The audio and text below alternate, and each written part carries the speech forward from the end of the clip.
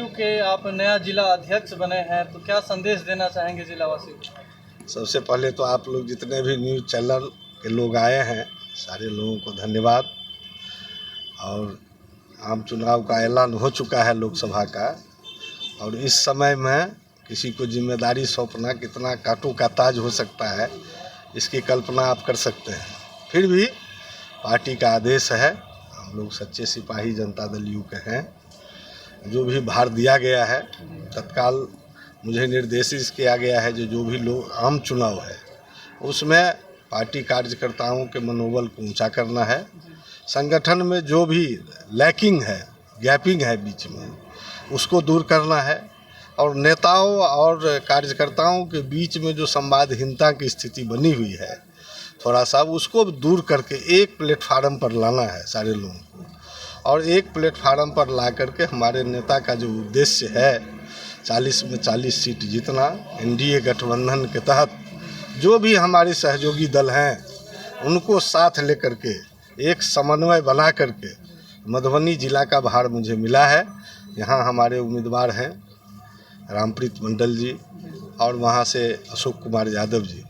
तो पहले तो मैं यहाँ जो मधुबनी जिला में झंझारपुर का है उसके लिए हम प्रयासरत कल से ही शुरू हो गए हैं, सारे कार्यकर्ताओं के बीच जा रहे हैं। अपने पार्टी के नेता का मिशन को हम आम लोगों तक पहुंचा रहे हैं, उनके किए गए कार्यों को जन जन तक पहुंचाने का काम हम लोगों ने शुरू कर दिया है।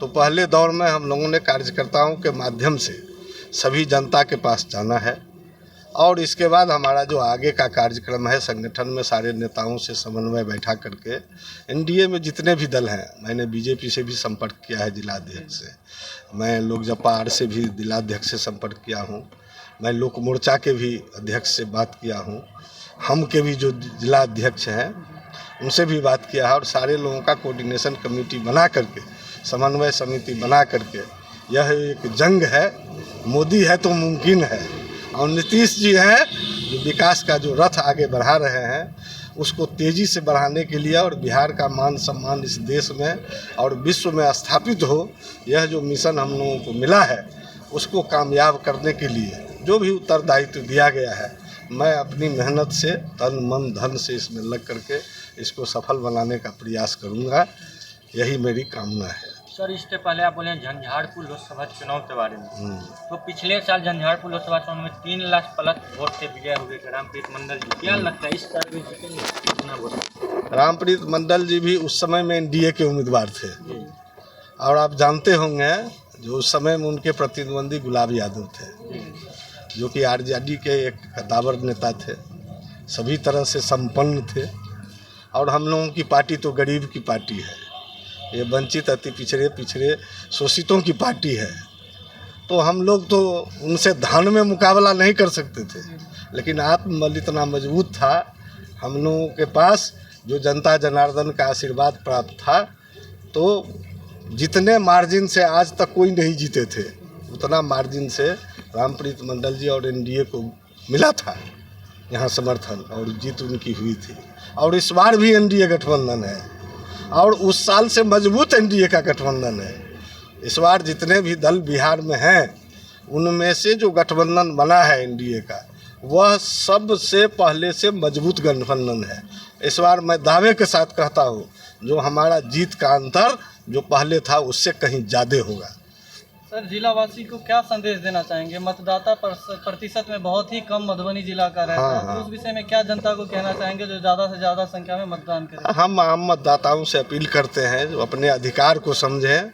एक बात याद रखें, जो इस देश का प्रधानमंत्री राष्ट्रपति जो प्रथम नागरिक होता है, और एक जो दलित मजदूर आदमी होता है, मजदूर क्लास का आदमी होता है, इस संविधान में एक वोट का अधिकार उसको भी दिया गया है और एक वोट का अधिकार इनको भी दिया गया है।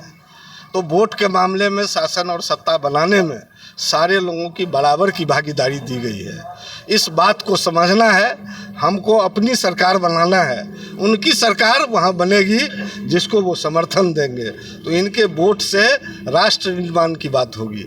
इसीलिए इस महत्व को समझना है और सारे लोग ज़्यादा से ज़्यादा उपस्थित होकर के अपना मतदान करें, और ज़्यादा लोग मतदान करेंगे तो निश्चित बहुमत का जो आंकड़ा है, बहुमत से यह सरकार बनेगी और वह निश्चित रूप से जो बहुमत की सरकार बनेगी वह सुदृढ़ होगी, वह स्थायी होगी और विकास का काम करेगी। और आप अपना परिचय दे दें। मेरा नाम श्रीनारायण भंडारी उर्फ फूले भंडारी, नवनियुक्त मैं जनता दल यू का कार्यकारी अध्यक्ष बनाया गया हूँ। बहुत बहुत धन्यवाद सर और शुभकामनाएं आपको। चलिए।